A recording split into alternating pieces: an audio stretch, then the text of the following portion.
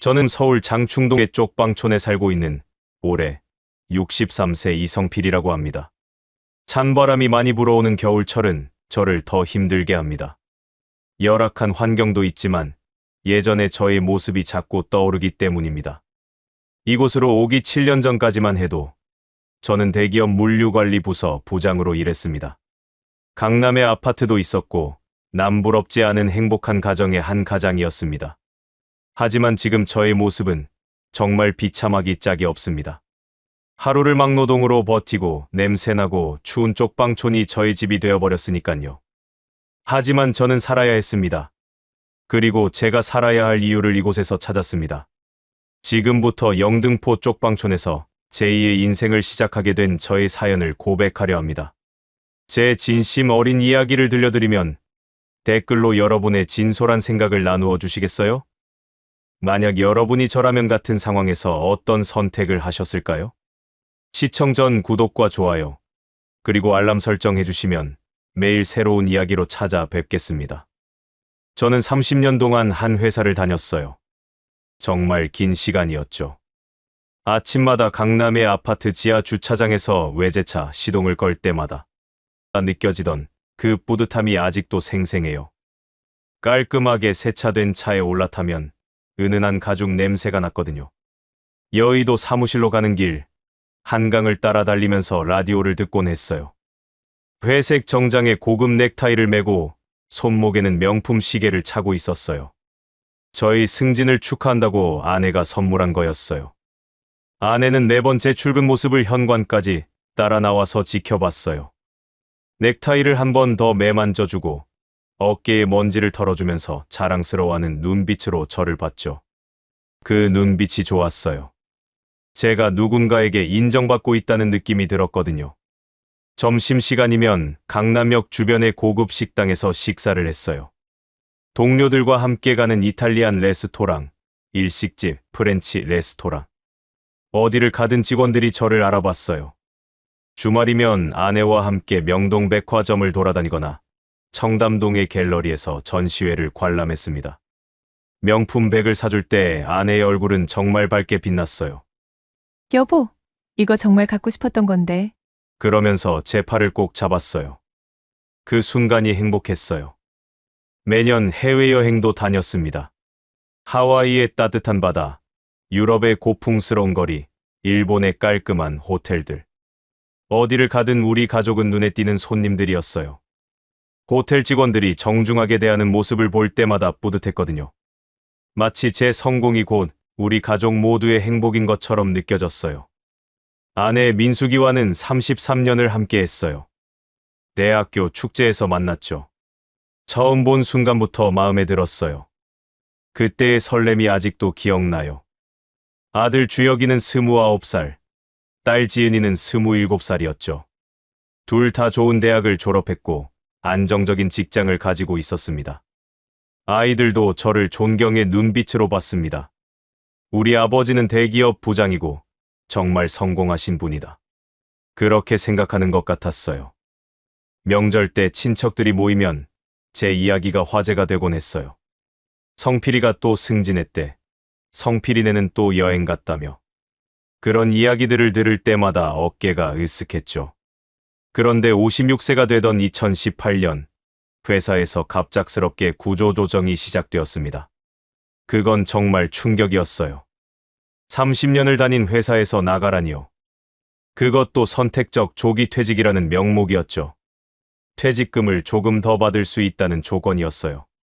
사실은 회사가 인건비를 줄이려는 구조 조정 정책이었던 거죠. 회사 복도에는 묵직한 침묵이 흘렀어요. 많은 직원들이 고민에 빠졌습니다. 아직도 일할 수 있는 나이인데 과연 나가야 할까?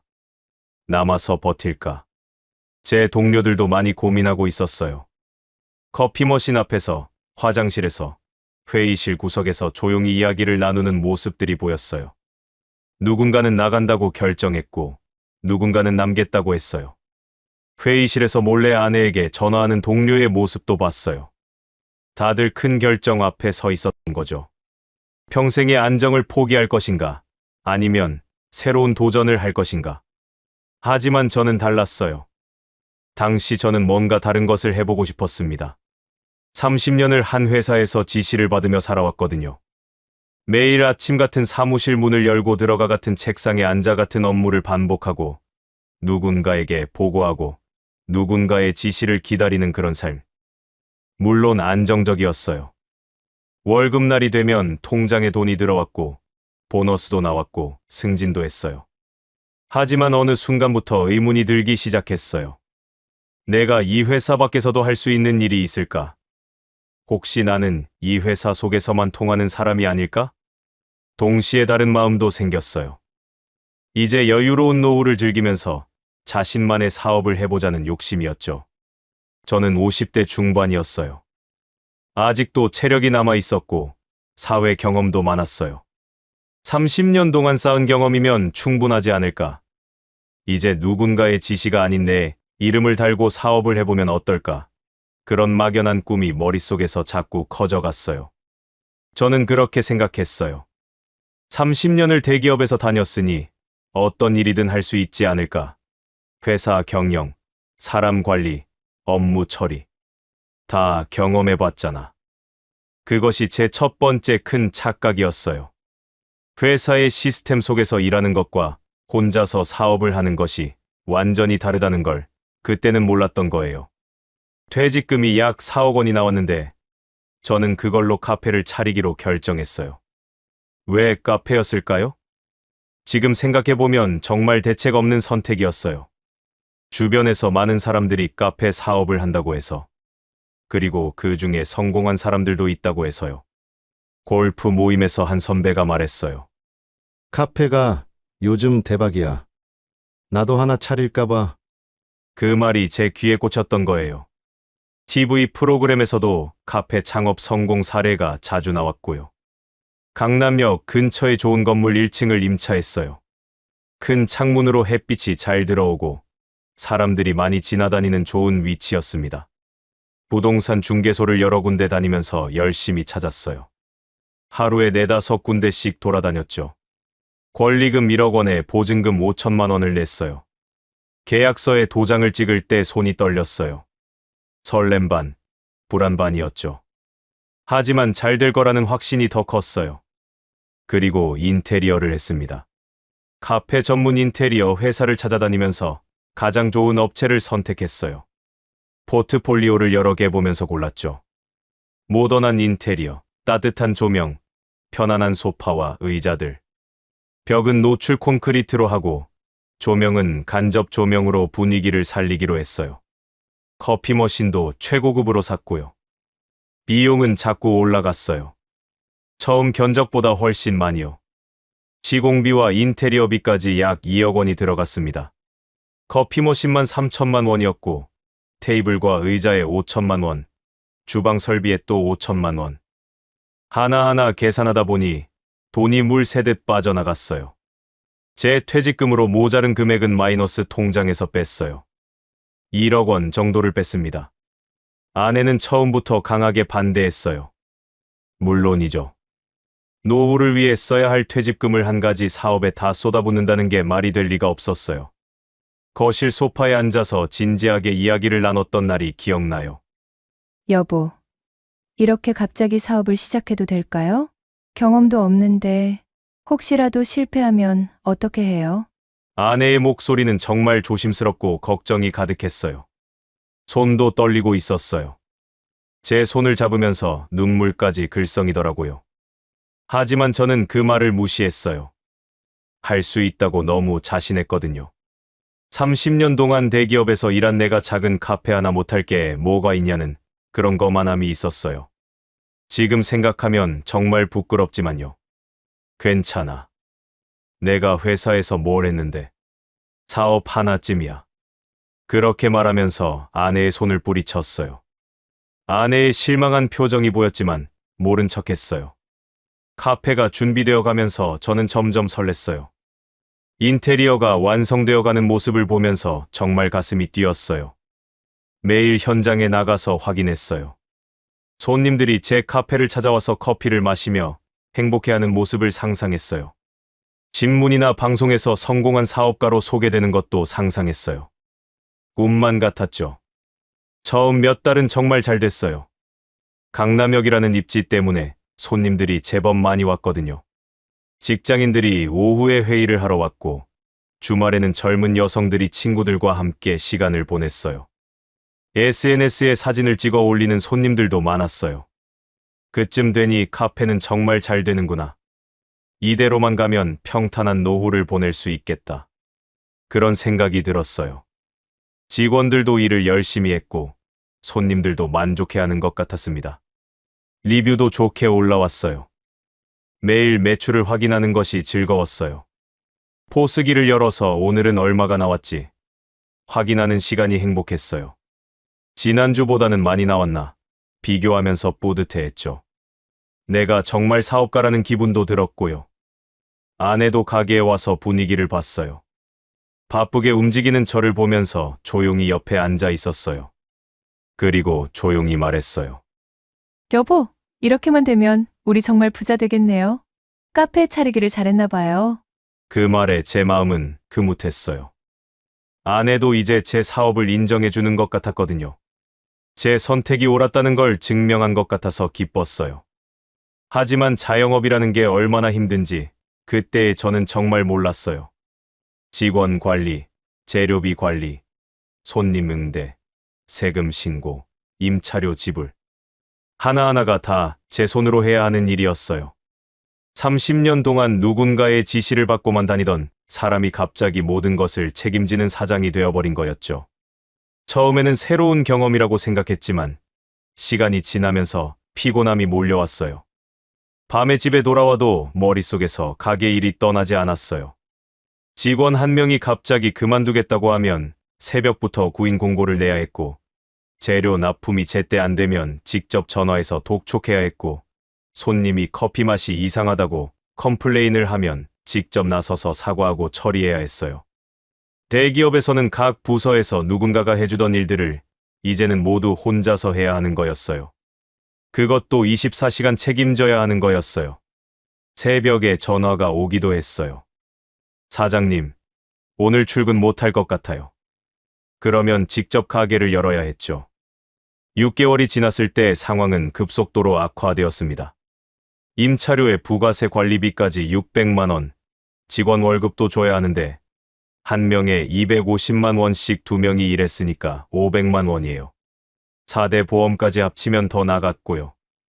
공과금까지 고정비만 월 1200만 원 이상이 필요했어요.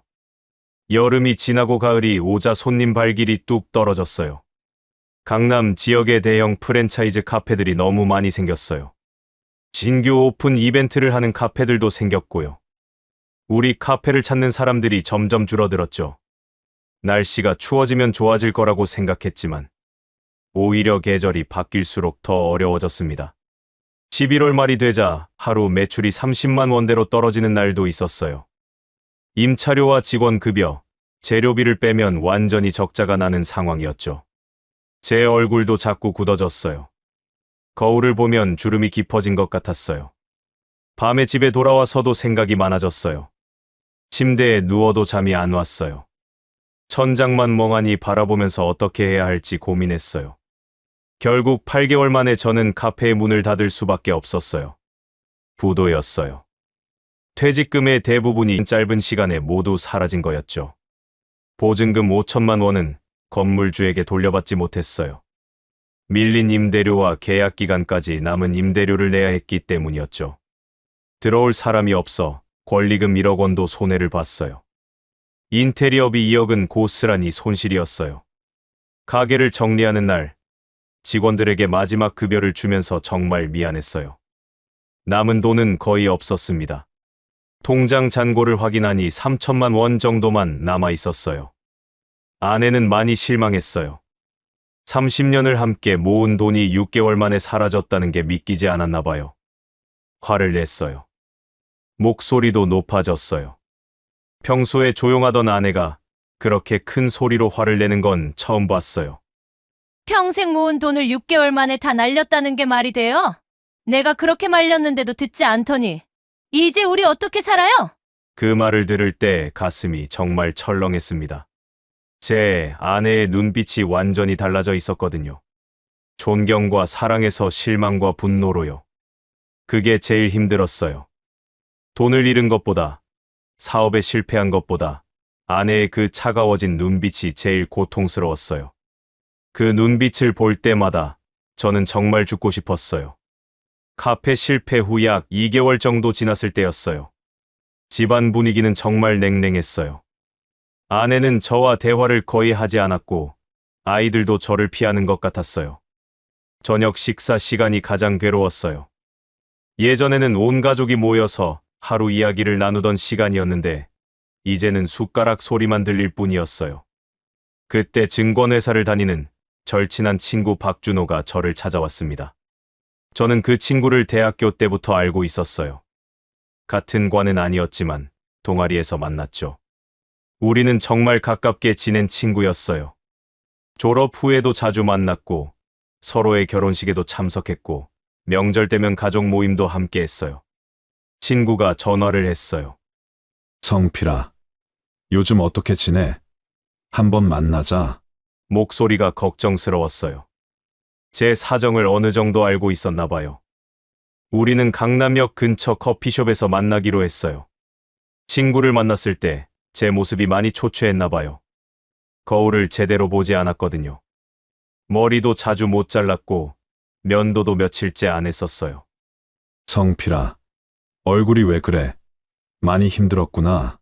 요즘 뭘 하고 있어? 저는 카페 실패 이야기를 했어요. 처음부터 끝까지 다요. 어떻게 5억 가까운 돈을 8개월 만에 날렸는지. 친구는 저를 안타까운 눈으로 바라봤어요. 손으로 제 어깨를 두드리면서 위로해 주었어요.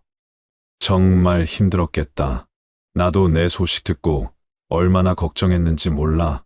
그리고 친구가 말했어요. 성필아, 우리 증권회사에 한번 와봐. 지금 시장이 정말 좋아. 블록체인이 뜨고 있거든. 요즘 대박 나는 사람들 진짜 많아. 블록체인. 그건 뭔데? 저는 정직하게 물어봤어요. 아무것도 몰랐거든요. 암호화폐, 비트코인, 그 정도만 뉴스에서 들어본 정도였어요. 구체적으로 어떤 건지, 어떻게 투자하는 건지 전혀 몰랐어요. 성필아, 너 뉴스는 안 봐. 요즘 블록체인이 정말 핫해. 이게 다음 세대 기술이 될 거야. 삼성도 투자하고 있고, 금융사들도 다 움직이고 있어. 정부에서도 관심 갖고 있고. 친구는 정말 열정적으로 설명했어요. 노트북을 꺼내서 그래프도 보여줬어요. 블록체인의 미래, 암호화폐의 가능성, 투자 수익률. 숫자들이 계속 올라가는 차트를 보여주면서 설명했어요. 마치 자신이 미래를 이미 본 것처럼 확신에 차 있었어요. 지금 들어가면 큰 수익을 볼 수 있어. 정말이야. 성필아, 이번 기회 놓치지 말고 투자해봐. 너 남은 돈 있잖아. 1년만 있으면 원금의 2~3배는 가볍게 벌 수 있어. 친구는 계속 설득했어요. 그리고 구체적인 수익률까지 제시했어요. 초기 투자자들은 벌써 200%, 300% 수익을 봤다고요. 다음 달, 다음 분기면 더 오를 거라고요. 실제 사례도 보여줬어요. 5천만 원 투자해서 1억 5천을 만든 사람도 있대요. 저는 처음엔 조심스러웠어요. 카페 사업으로 이미 5억 가까운 돈을 잃었는데 또 다른 모험을 할 용기가 없었거든요. 한 번 크게 되었으니까요. 아내도 당연히 강하게 반대할 거라고 생각했어요. 하지만 친구가 정말 자신 있게 권했어요. 커피를 한 모금 마시고 진지한 얼굴로 말했어요. 성필아, 나는 증권사에서 일한 지가 벌써 20년이야. 내가 이런 기회를 그냥 얘기하는 줄 아니? 나도 이 정도면 확실하다고 생각하니까 너한테도 권하는 거야. 나도 투자했어. 친구는 자기 계좌까지 보여줬어요. 정말 수익이 많이 나 있더라고요. 그리고 저도 뭔가 다시 일어서고 싶었어요. 실패한 사업가라는 오명을 벗고 싶었죠. 제 아내의 실망한 눈빛을 다시 희망으로 채우고 싶었어요. 아이들 앞에서 또 다른 성공 사례를 보여주고 싶었어요. 이번엔 정말 잘 될 거야. 이번엔 달라. 그런 생각이 들었어요. 그렇게 저는 남은 돈 3천만 원으로 블록체인 관련 주식을 샀습니다. 친구가 추천해준 종목들이었어요. 3개 정도 나눠서 투자했어요. 컴퓨터 앞에 앉아서 클릭 한 번으로 제 돈이 주식으로 바뀌었어요. 처음 몇 달은 정말 올랐어요. 한 달 만에 30% 수익이 났어요. 1,000만 원 가까이 벌었죠. 오, 이렇게 쉽게 돈을 벌 수 있구나. 카페 사업보다 훨씬 쉬운데, 그런 생각이 들었어요. 욕심이 생겼습니다. 더 큰 돈을 투자하면 더 큰 수익을 얻을 수 있겠다. 그렇게 생각했어요. 컴퓨터 화면에서 떨어지지 못했어요. 아침에 눈을 뜨면 제일 먼저 주식 앱을 켰어요. 주식 차트를 매일 들여다봤고 온라인 커뮤니티에서 다른 투자자들의 의견을 읽었어요. 밤늦게까지 모니터를 보면서 다음날 시세를 예측했어요. 그런데 더 큰 돈이 없었죠. 3천만 원이 전부였으니까요. 그래서 저는 정말 어리석은 결정을 하게 됩니다. 돌이킬 수 없는 선택을요. 집을 담보로 대출까지 받았어요. 우리 집. 30년 넘게 아내와 함께 살았던 집. 아이들이 태어나고 자란 그 집을요. 아내 몰래 은행에 갔어요. 평일 오전에요.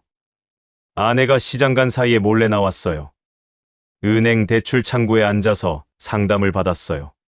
직원이 저에게 대출 사유를 물어봤어요. 사업 자금입니다. 거짓말이었어요. 사업이 아니라 투자였으니까요. 하지만 그렇게 말할 수밖에 없었어요. 은행 직원은 이해한다는 표정으로 고개를 끄덕였어요. 많은 사람들이 같은 이유로 대출을 받고 있었나 봐요. 서류를 작성하고 집 등기부등본을 제출하고 여러 서류에 도장을 찍었어요. 저는 7억 원을 대출받았습니다. 우리 집 시세가 14억 정도였으니까 절반을 빌린 거였어요. 통장에 7억이라는 큰 돈이 들어왔을 때 가슴이 두근거렸어요. 이 돈으로 대박을 내면 모든 게 해결된다. 카페 실패도 만회하고 아내의 신뢰도 되찾고 아이들한테도 떳떳해질 수 있다. 그런 생각뿐이었어요. 아내는 한참 후에 알았어요. 은행에서 대출 관련 우편물이 집으로 왔거든요. 아내가 그걸 보고 얼굴이 새하얘졌어요. 떨리는 손으로 편지를 들고 있더라고요. 여보, 이게 뭐예요? 집을 담보로 7억을 빌렸다고요?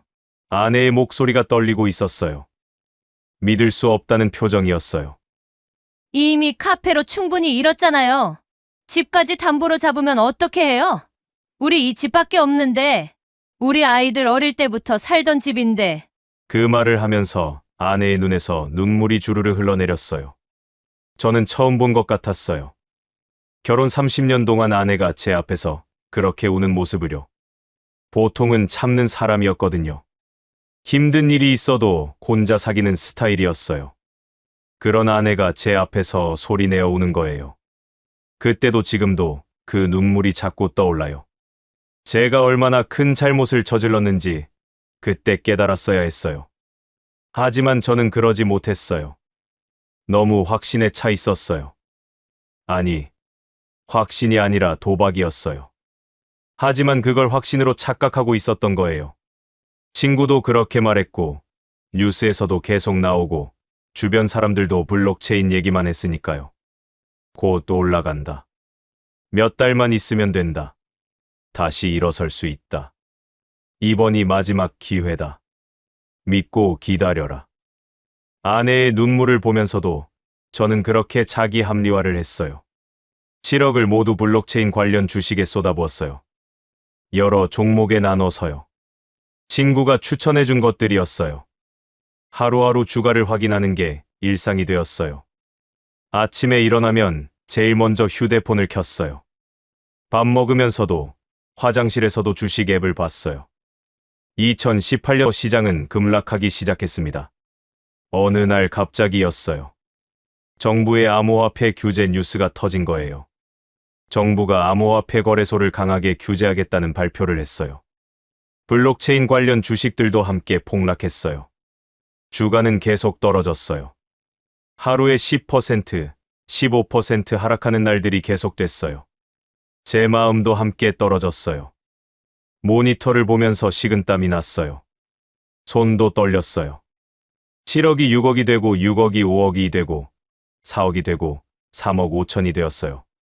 손절매를 해야 한다는 생각도 들었지만 이미 너무 많이 잃은 상태라 그럴 수가 없었어요. 조금만 기다리면 오르겠지. 그렇게 생각했어요.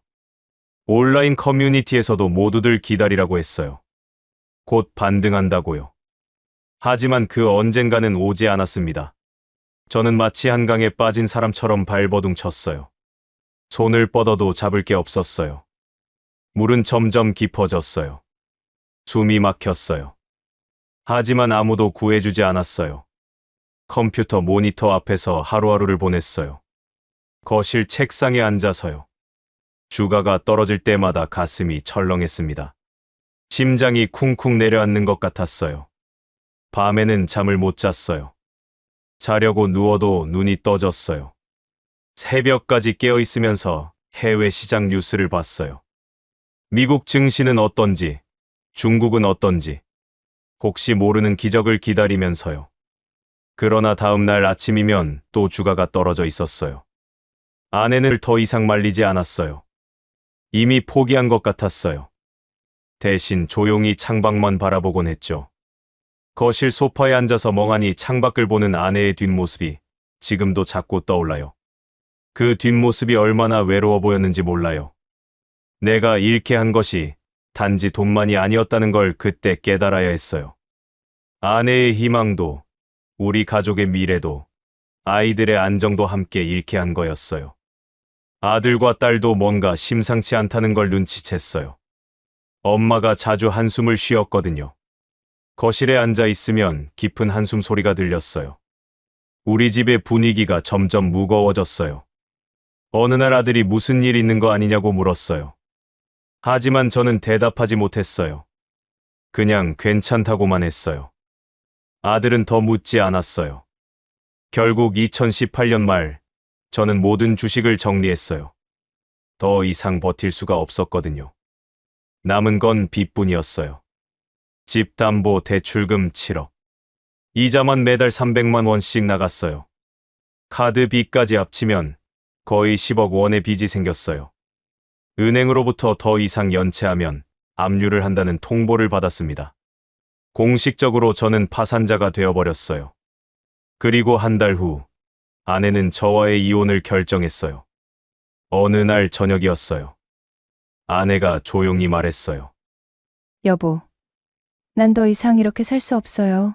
당신 때문에 우리 가족이 다 무너질 순 없다고요. 아이들 미래도 생각해야 해요. 이혼해요. 그 말을 들었을 때 머릿속이 하얘졌어요. 30년을 함께한 아내였는데요. 정말 끝나는구나. 내 인생이 완전히 끝나는구나. 그런 생각이 들었어요. 집을 금매로 팔아 모든 빚을 정리하니 3억이 남았어요. 아내가 그 돈을 가져갔고 저는 갈 곳이 없어졌어요. 아이들도 어머니 편에 섰어요. 당연한 일이었죠. 제가 가족을 망쳤으니까요. 친구들도 연락을 끊었어요. 정말 세상에 혼자 남겨진 기분이었어요. 한강 철교 위에 선 날도 여러 번 있었어요. 밤에 한강 철교 위에서 검은 물을 내려다봤어요. 난간에 손을 얹고 서 있었어요. 이렇게 끝내는 게 낫지 않을까? 그렇게 생각할 정도로 절망했었죠. 차라리 이렇게 뛰어내리면 모든 게 편해지지 않을까? 아내와 아이들이 보험금이라도 받을 수 있지 않을까? 하지만 뭔가가 제 발을 떼지 못하게 했어요. 죽고 싶다는 생각도 결국 용기가 필요한 법인데 저는 그럴 용기조차 없었어요. 정말 비참했어요. 죽을 용기도 없고 살 희망도 없는 사람. 그게 바로 저였어요. 그 해 겨울이었어요. 2019년 2월이었죠. 서울에 눈이 내리던 날이었어요. 차가운 바람이 얼굴을 때렸어요. 평생 양복을 입고 명품 시계를 차고 다니던 사람이 이제는 낡은 티셔츠에 해진 청바지를 입고 있었어요. 작은 여행 가방 하나가 제 전부였어요. 그 안에는 옷 몇 벌과 세면도구만 들어 있었어요. 서울 장충동의 작은 골목. 쪽방촌이라고 불리는 곳이었어요. 좁은 골목 양쪽으로 낡은 건물들이 빼곡하게 들어서 있었어요. 빨래가 줄에 널려 있고 골목 곳곳에서 냄새가 났어요. 쓰레기 냄새, 하수구 냄새, 담배 냄새가 뒤섞여 있었어요. 부동산 중개소 아저씨를 따라 골목을 걸어 들어갔어요. 한 낡은 건물로 들어가 비좁은 계단을 올라가니 삐걱거리는 소리가 났어요. 복도는 어두웠고 형광등이 깜빡거리고 있었어요. 3층에 있는 방이었습니다. 하루 14,000원이라고 했어요. 방문을 열어보니 정말 작았어요. 침대 하나 놓으면 거의 공간이 없을 정도였어요. 화장실은 공용이고요. 복도 끝에 있다고 했어요. 방 안으로 들어섰어요. 벽지는 여기저기 뜯어져 있었어요. 누런 얼룩도 보였어요. 벽에는 곰팡이가 피어 있었어요. 특히 창문 주변이 심했어요. 담배 냄새가 진하게 배어 있었고 창문을 열어도 바람이 잘 통하지 않았어요. 천장을 올려다봤어요. 거기도 곰팡이 자국이 있었어요. 옆방의 소리가 다 들렸어요. 벽이 얇았거든요. 누군가 기침하는 소리, TV 소리, 전화 통화하는 소리. 모두 다 들렸어요. 그것을 들으면서 저는 정말 이 세상의 밑바닥에 떨어졌다는 생각이 들었어요. 여기가 바로 끝이구나. 더 이상 내려갈 곳이 없구나. 내가 어떻게 이렇게 됐을까? 가슴이 무너지는 것 같았어요. 거울도 없는 이 작은 방에서 제 모습을 상상했어요. 초라하고 비참한 모습이었을 거예요. 제 손에는 이제 아무것도 없었어요. 하루 15만 원짜리 막노동 일을 해야 그나마 여기서도 살 수 있었던 거예요. 건설 현장에서 자재를 나르는 일. 58살 몸으로는 정말 힘든 일이었어요. 하지만 다른 선택지가 없었어요. 나이가 많으니까 다른 일자리를 구하기도 어려웠어요. 첫날 새벽은 정말 힘들었어요. 새벽 5시에 알람이 울렸어요. 일어나야 했어요. 건설 현장으로 가는 버스는 새벽 6시였거든요. 몸이 무거웠어요. 어젯밤에 잠을 제대로 못 잤거든요. 옆방 소리 때문에요. 공용 화장실로 갔어요. 복도 끝에 있었어요. 불을 켜니 더 비참했어요. 거울에 비친 제 모습이 낯설었어요. 수염이 덥수룩하고 머리는 헝클어져 있고 눈은 충혈되어 있었어요. 손이 떨렸어요. 이 낡은 옷을 입고 현장에 가면 뭔가 바뀔 것 같았어요. 지난날의 자존심이 완전히 무너져 내릴 것 같았어요. 하지만 가야 했어요. 먹고 살아야 하니까요. 현장에 가니 이미 여러 명의 사람들이 모여 있었어요. 아침 공기가 차가웠어요. 입김이 하얗게 나왔어요. 저보다 나이 많은 사람들도 있었고 저보다 젊은 사람들도 있었습니다. 60대, 70대로 보이는 할아버지들도 계셨어요. 모두들 생계를 위해 여기에 왔어요. 누구도 저를 특별히 봐주지 않았어요. 거기서는 그냥 하루를 일해서 15만 원을 버는 사람일 뿐이었죠. 대기업에 다니던 부장이었다는 것. 그런 건 아무 의미가 없었어요. 현장 소장이 일감을 나눠줬어요. 오늘은 3층까지 벽돌 나르는 거였어요. 한 번에 몇 개씩 들고 계단을 올라갔어요. 다리가 후들거렸어요. 온몸이 아프고 자존심도 상했어요. 땀이 비 오듯 흘렀어요.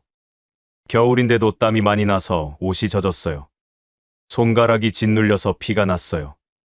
괜찮냐고 옆에서 일하던 아저씨가 물어봤어요. 저는 그냥 웃을 수밖에 없었어요.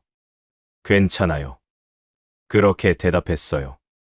전에 알던 사람들이 나를 본다면 어떤 생각을 할까? 부끄러워 얼굴을 들 수가 없었어요. 점심시간이 됐어요.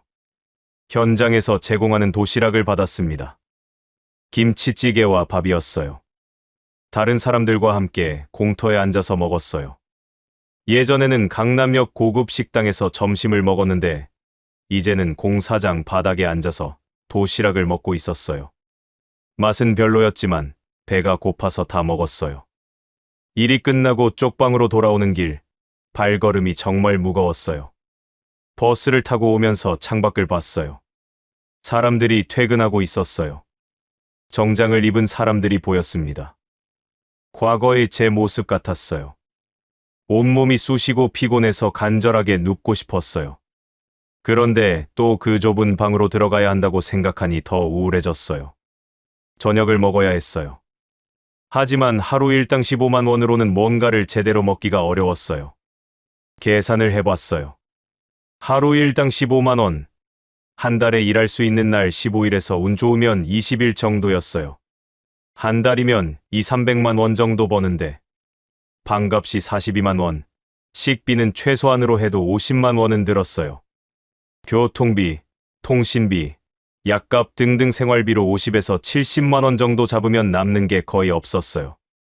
아침은 편의점 김밥이나 컵라면으로 때웠고 저녁은 국밥, 떡볶이, 국수 같은 저렴한 음식으로 먹었습니다. 한 달쯤 지났을 때였어요. 저는 장충시장을 지나다가 작은 골목으로 들어섰어요. 어두운 골목이었어요. 가로등 불빛이 희미하게 비치고 있었어요. 그곳에서 발견한 게 작은 김밥집이었어요. 간판이 낡았지만 불빛이 따뜻하게 느껴졌어요. 간판에는 성잔의 김밥집이라고 쓰여 있었어요. 페인트가 벗겨져 있었지만 정겹게 느껴졌어요. 김밥 한 줄에 2,000원, 오뎅국 1,000원이라고 써 있었어요. 정말 저에게는 손에 닿을 만한 가격이었어요. 다른 김밥집들은 한 줄에 3,000원, 4,000원씩 했거든요. 창문으로 안을 들여다봤어요. 손님이 몇 명 있었어요. 모두 저처럼 힘들어 보이는 사람들이었어요. 오밤중에 들어갔는데도 불이 켜져 있었어요. 아직 영업 중이었어요. 문을 열고 들어가니 따뜻한 공기가 느껴졌어요. 김밥 만드는 냄새가 났어요. 계란 부치는 냄새, 참기름 냄새. 배가 고팠는지 침이 고였어요. 김밥과 오뎅국을 시켜서 맛있게 먹었습니다. 그 후로 저는 그 집에 자주 갔습니다. 매일은 아니었지만 일주일에 서너 번은 꼭 들어갔어요. 일이 끝나고 지친 몸을 이끌고 그 골목으로 향했어요. 그곳에만 가면 마음이 조금 편해졌거든요. 누군가가 만든 따뜻한 음식을 받으면서 이 세상이 완전히 나를 버린 건 아닌 것 같은 느낌이 들었어요. 적어도 여기서만큼은 손님으로 대우받는 기분이었어요. 인간 대접을 받는 기분이랄까요. 그 가게의 주인은 50대 후반으로 보이는 여자분이었어요. 얼굴에는 세월의 흔적이 있었지만 눈빛은 따뜻했어요. 항상 앞치마를 입고 계셨고 머리는 깔끔하게 묶고 있었어요. 손님들을 대하는 모습이 정말 정성스러웠어요. 저는 처음엔 그분의 말을 별로 듣지 않았어요. 그냥 밥을 먹고 가는 손님 중 한 명이었거든요. 고개 숙이고 들어가서 조용히 먹고 나왔어요. 눈도 마주치지 않으려고 했어요. 누군가와 대화하고 싶지 않았거든요. 하지만 시간이 지나면서 저도 모르게 그분을 찾게 되었어요. 힘든 하루를 보내고 나서 그 가게에 가면 마음이 안정되는 느낌이 들었어요. 그분의 손길로 만들어진 김밥 한 줄, 국물 한 그릇이 저를 살린 것 같아요. 아무도 저를 돌아보지 않는 이 세상에서 유일하게 누군가가 저를 위해 밥을 지어주는 그런 경험이 저를 절망에서 조금씩 끌어올렸어요. 매번 그 가게에 들어갈 때마다 가슴이 한 뼘씩 다시 살아나는 기분이 들었습니다. 희망이라는 게 이런 작은 것에서 시작되는구나 싶었어요. 어느 날 저녁이었어요. 그날도 저는 건설 현장에서 일을 마치고 지친 발걸음으로 그 골목으로 들어섰어요. 온몸이 땀범벅이었고 옷에는 먼지가 잔뜩 묻어 있었어요. 도착했을 때 가게는 문 닫을 준비를 하고 있었어요. 저는 조심스럽게 가게 문을 열었어요.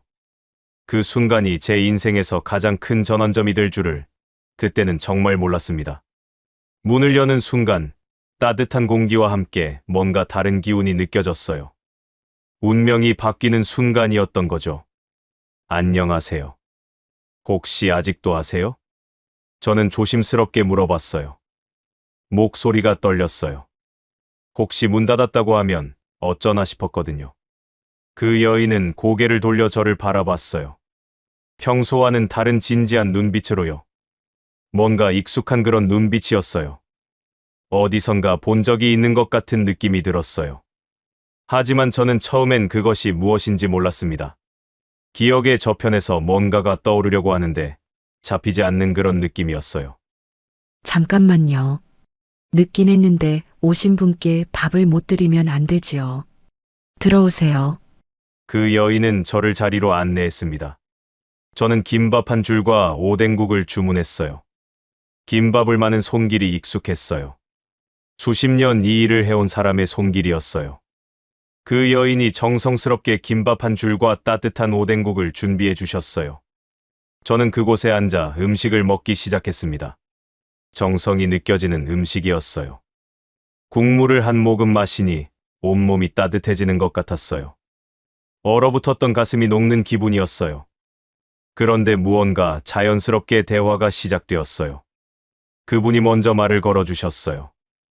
요즘 많이 힘들어 보이시네요. 얼굴에 다 쓰여 있어요. 저는 고개를 들었어요. 그분의 눈빛이 따뜻했어요.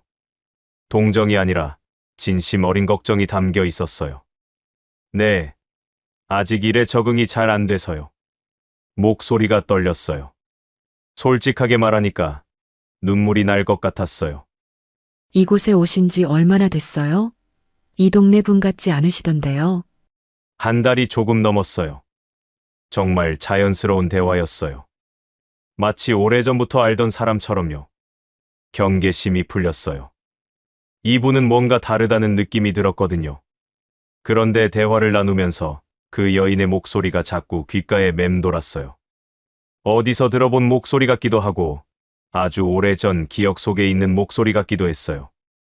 마치 먼 곳에서 울려오는 종소리처럼 가슴을 울렸어요. 저는 계속 그 목소리를 따라가 봤어요. 기억을 더듬어 봤어요.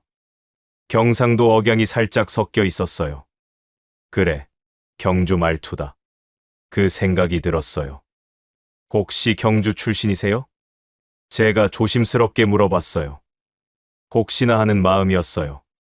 그 여인이 깜짝 놀라 눈이 커졌어요. 네, 맞아요. 어떻게 아셨어요? 목소리만 듣고 아시네요. 그 순간 저도 뭔가가 떠올랐어요.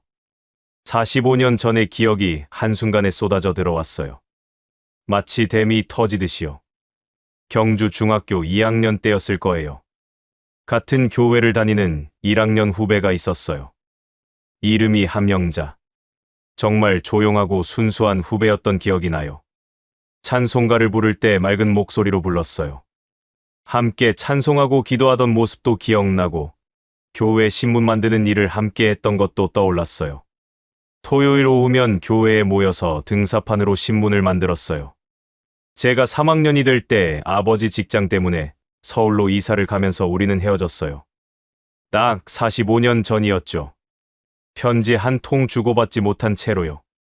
혹시 경주 중학교를 다니셨어요? 교회도 다니셨고요? 제 목소리가 더 떨렸어요. 심장이 빠르게 뛰었어요. 네, 맞아요.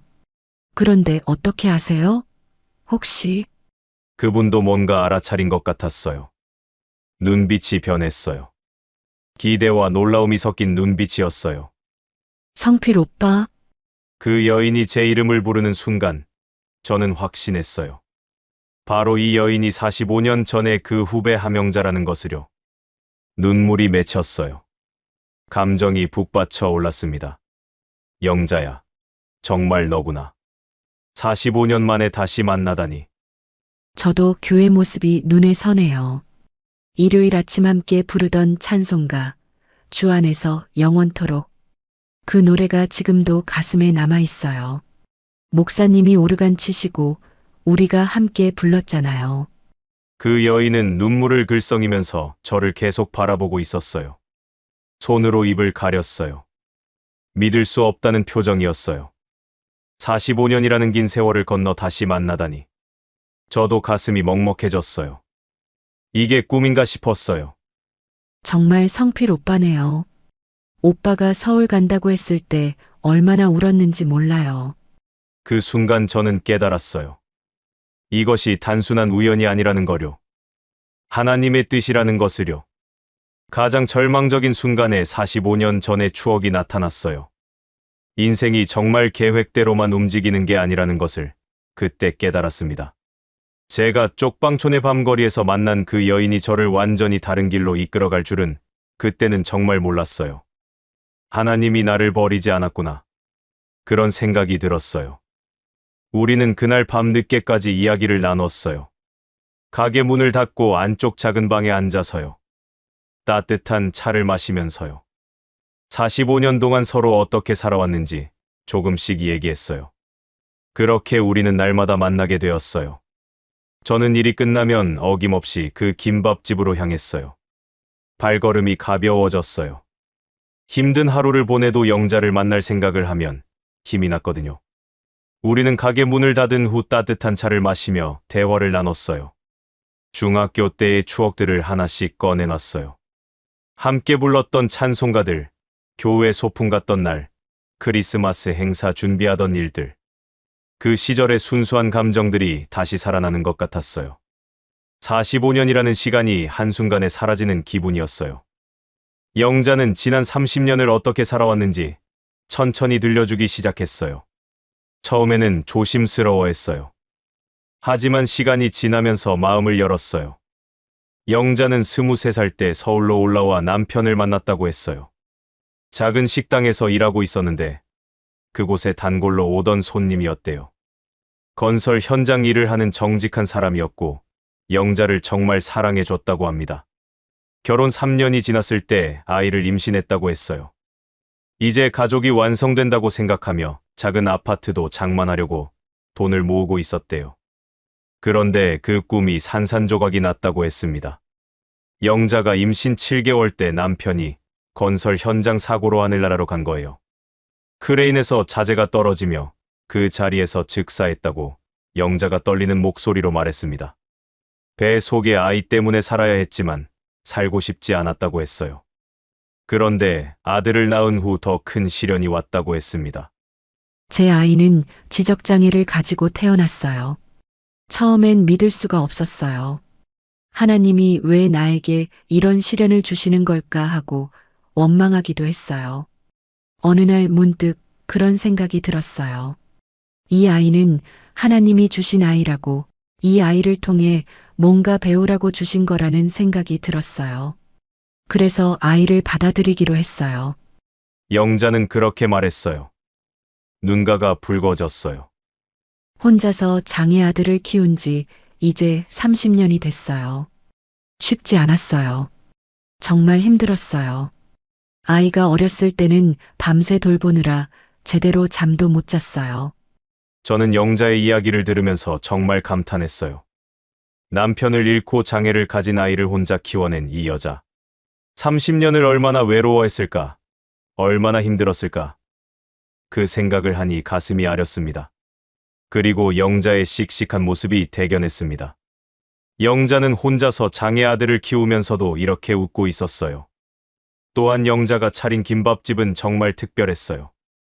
왜냐하면 그것은 순수한 봉사의 마음으로 만들어진 가게였거든요.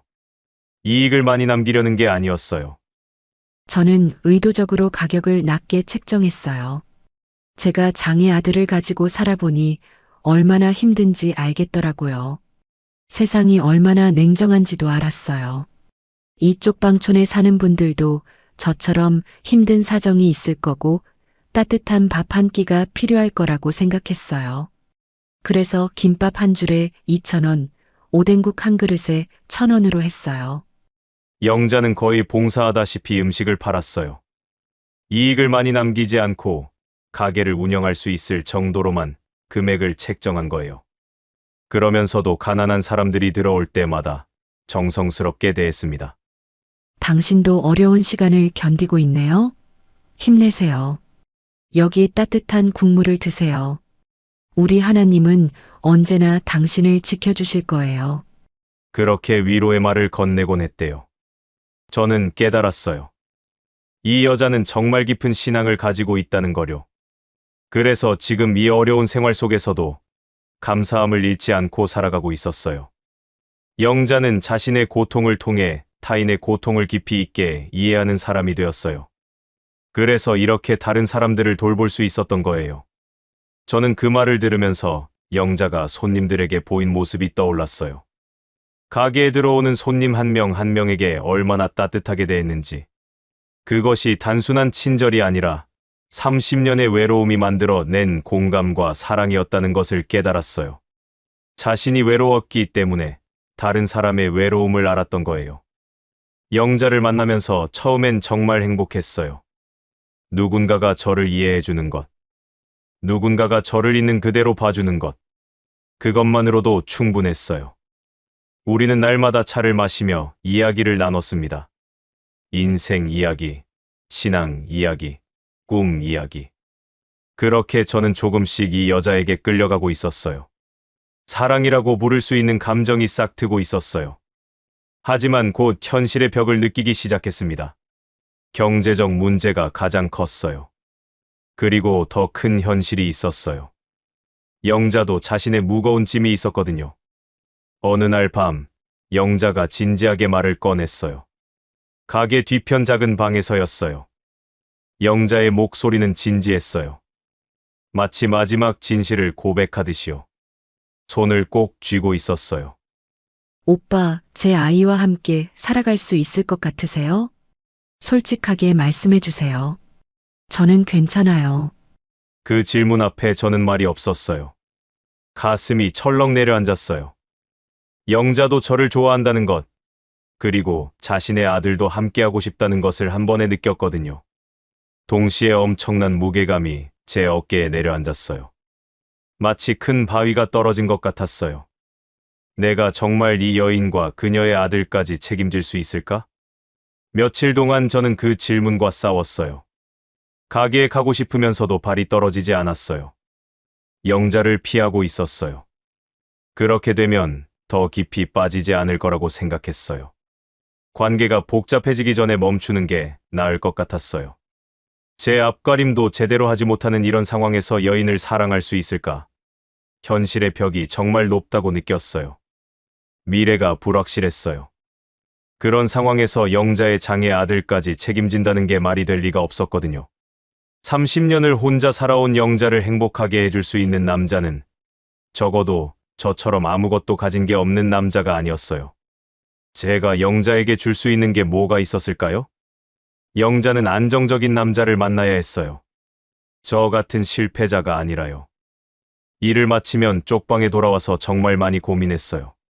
그런데 어느 날 새벽이었어요. 저는 문득 깨달았어요. 제가 영자를 피하고 있다는 것을요. 그리고 그 이유는 사실 경제적 문제 때문만은 아니었어요. 저는 지쳤어요. 실패하고 무너졌어요. 그리고 저는 더 이상 누군가를 실망시키고 싶지 않았어요. 제 아내도 실망시켰고, 제 자녀들도 실망시켰는데, 이제는 영자까지 실망시키고 싶지 않았어요. 차라리 처음부터 관계를 시작하지 않는 게 나을 것 같았어요. 제가 영자를 사랑한다면 영자를 놓아주는 게 맞는 선택이 아닐까 싶었습니다. 며칠 동안 저는 김밥집에 가지 않았어요. 하지만 3일째 되는 날, 더 이상 참을 수가 없었어요. 영자가 보고 싶었어요. 목소리가 듣고 싶었어요. 저는 다시 그 골목으로 들어갔습니다. 그런데 영자가 저를 따로 불러냈어요. 김밥집 뒷방으로 가니 영자가 따뜻한 보리차를 내주고 조용히 말했어요. 표정이 진지했어요. 성필 오빠, 현실이 힘들다고 해서 사랑을 포기할 수는 없잖아요. 저는 오빠가 저를 피하고 있다는 걸 알아요. 영자의 목소리는 부드러웠어요. 하지만 단호했어요. 마치 누군가를 깊게 이해하는 사람만이 할 수 있는 말투였어요. 우리 주님도 십자가라는 가장 힘든 현실 속에서도 모든 사람을 사랑하셨어요. 고난을 피하지 않으셨어요. 우리가 못할 게 뭐가 있어요? 사랑은 조건이 아니잖아요. 그 말을 듣는 순간 제 마음도 달라졌어요. 그렇습니다. 신앙이란 현실이 힘들 때 포기하는 게 아니라 더욱 함께 나아가는 것이었어요. 영자는 이미 그것을 30년 동안 보여주고 있었어요. 남편을 잃고도 장애 아들을 키우면서도 포기하지 않고 살아온 그 삶이 바로 증거였어요. 그날부터 저는 영자를 피하지 않기로 결심했어요. 며칠 후 저는 영자에게 말했어요. 진지하게요. 영자야, 나는 너와 함께하고 싶어. 너의 아들도 함께. 쉽지 않을 거야. 하지만 사랑한다면 해야 하는 거잖아. 영자는 눈물을 흘렸어요. 소리 내어 울었어요. 며칠 후 영자가 아들에게 저를 소개시켜 주었어요. 좁은 집이었어요. 김밥집 위층에 있는 작은 원룸이었어요. 이름은 승복이었어요. 35살인데 지적장애로 인해 행동은 마치 10살 아이처럼 보였어요. 키는 컸지만 표정이 순수했어요. 그 아이의 눈에는 순수함이 가득 차 있었어요. 제가 들어갔을 때 승복이는 엄마 뒤에 숨었어요. 낯선 사람을 무서워하는 것 같았어요. 영자는 승복이에게 인사를 시켰고 저에게 인사했어요. 승복이의 목소리는 어린아이 같이 순수했어요. 그 순간 저는 정말 복합적인 감정을 느꼈어요. 내가 이 아이의 아버지가 될 수 있을까? 책임질 수 있을까? 하지만 승복이의 순수한 눈빛을 보니 마음이 결정됐어요. 이 아이도 사랑받아야 할 하나님의 자녀구나. 저는 무릎을 꿇고 승복이의 눈높이에 맞춰 그의 손을 잡았어요. 따뜻했어요. 승복아, 난 너의 아버지가 되고 싶어. 앞으로 함께 살아갈 수 있을까? 아저씨가 승복이 아빠 해도 될까? 그 아이는 엄마를 바라봤어요. 엄마가 고개를 끄덕이자 부드러운 미소로 제 손을 잡아줬어요. 그 손의 따뜻함이 지금도 가슴에 남아 있어요. 그 순간 저는 아버지가 되기로 결심했어요. 그날부터 우리는 구체적인 계획을 세웠어요. 경제적 어려움을 극복하기 위해 우리는 함께 일하기로 했어요. 낮에는 제가 막노동을 하고 저녁과 밤에는 영자의 김밥집을 도우면서 돈을 모으기로 말이에요. 가게 영업시간을 좀 더 늘려 장사하기로 했어요. 제가 저녁마다 김밥집에 가서 손을 거들고 영업시간을 늘렸더니 정말 매출이 늘었어요. 그동안은 승복이 때문에 가게 문을 일찍 닫아왔었는데 저녁 시간 찾는 손님들이 많아지면서 매출이 오른 거예요. 그동안 저는 정말 많이 변했어요. 매일 새벽에 일어나 현장에 나가서 일하느라 몸이 피곤했지만 저녁마다 영자를 만날 생각을 하면 피곤함이 사라졌어요. 그렇게 몇 개월을 지나면서 우리는 새로운 꿈을 키우기 시작했어요. 영자가 물어봤어요. 성필 오빠, 혹시 요리 같은 거 할 줄 알아요? 간단한 건 할 줄 알아. 결혼 전 자취할 때 해 먹었거든. 그렇게 우리는 함께 대화를 나누고 계획을 세웠어요. 이 김밥집보다 좀 더 큰 식당을 해보자는 거였어요. 우리가 직접 운영할 수 있는 작은 밥집으로 말이에요. 처음엔 꿈처럼 들렸어요. 하지만 곧 할 수 있다는 결론을 내렸어요. 우린 함께니까요. 어떤 어려움도 함께면 이겨낼 수 있으니까요. 그렇게 우리는 1년을 열심히 살았어요. 정말 힘든 1년이었어요. 1년이 지났을 때 우리는 상당한 돈을 모을 수 있었어요. 건설 현장에서의 일당과 김밥집에서의 영업이익으로.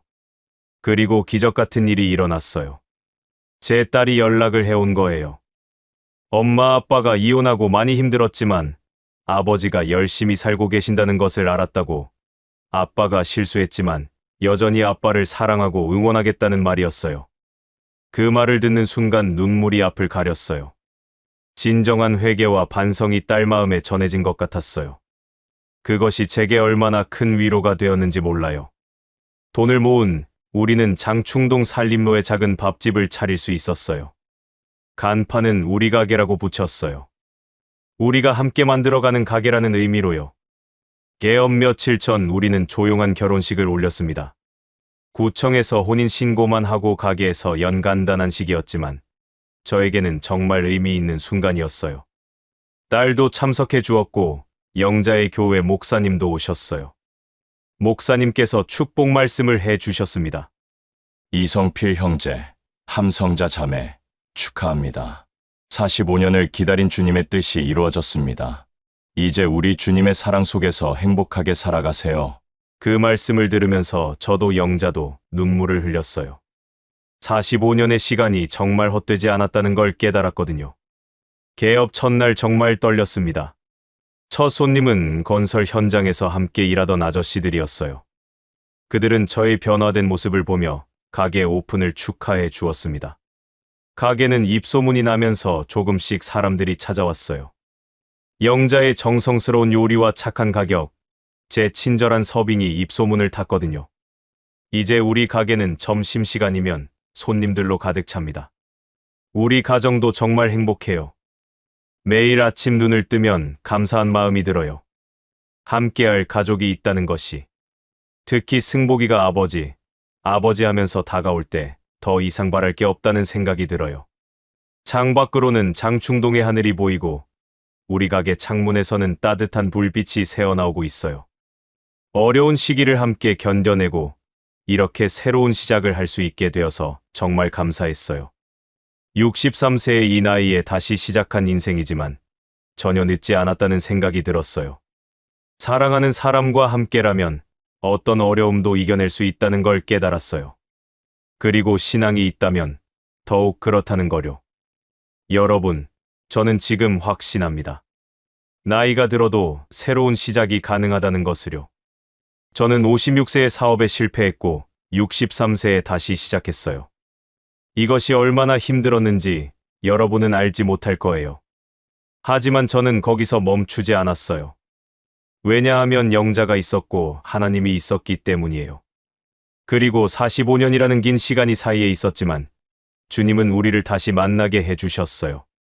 이것이 바로 주님의 뜻이라고 저는 확신해요. 저는 인생이 항상 순탄하지만은 않다는 것을 배웠습니다. 하지만 그 과정 속에서 얼마나 많은 사랑과 은혜를 받는지도 깨달았어요. 지금 혹시 어려운 시간을 보내고 계신가요? 그렇다면 절대 포기하지 마세요. 분명히 좋은 날이 올 거예요. 이것은 제 간증입니다. 그리고 만약 누군가를 그리워하고 있다면 용기 내어 그 마음을 표현해 보세요. 어쩌면 우리처럼 주님이 준비하신 아름다운 재회가 기다리고 있을지도 몰라요. 45년이라는 긴 시간을 지나 다시 만난 우리처럼 말이에요. 이 이야기가 여러분의 마음을 따뜻하게 했길 바라요. 그리고 혹시 이런 따뜻한 이야기가 더 듣고 싶으시다면 구독과 좋아요, 알림 설정 꼭 부탁드려요. 여러분의 한 번의 클릭이 저에게 얼마나 큰 힘이 되는지 몰라요. 다음에도 여러분의 마음을 따뜻하게 해드릴 수 있는 이야기로 찾아뵙겠습니다. 오늘도 저의 이야기를 들어주셔서 정말 감사합니다. 여러분 모두 행복하세요.